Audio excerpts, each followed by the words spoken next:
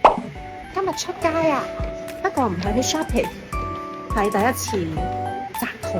而家嘅腰圍係29寸、29寸。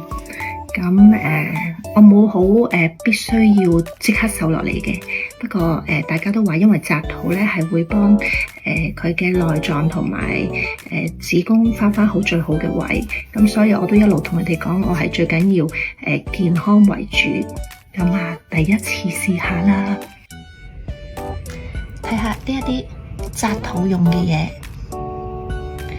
有2盎 cream， 有呢個頭先度咗條腰啦，未係好理想，要加油，有盎油，最緊要係有呢一個帶，呢個帶好實淨，攞嚟包晒成個肚噶。依家嘅感覺應該真係揸唔到車啦，好緊。而家好有安全感。暫時 OK 啦，呢一個咧就係印尼嘅摺疊式紮肚，坊間有好多唔同嘅紮肚方法。咁呢一個係都幾硬淨嘅。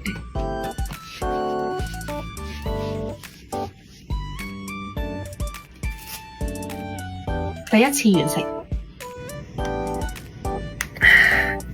夾硬扭咗粒紐，然後腰帶都掛唔到啦，已經係要放長好多，哇！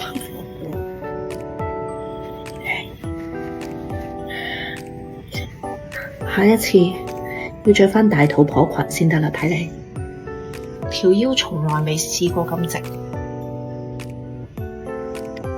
我而家紮完肚啦，搵咗個司機嚟接我。喂，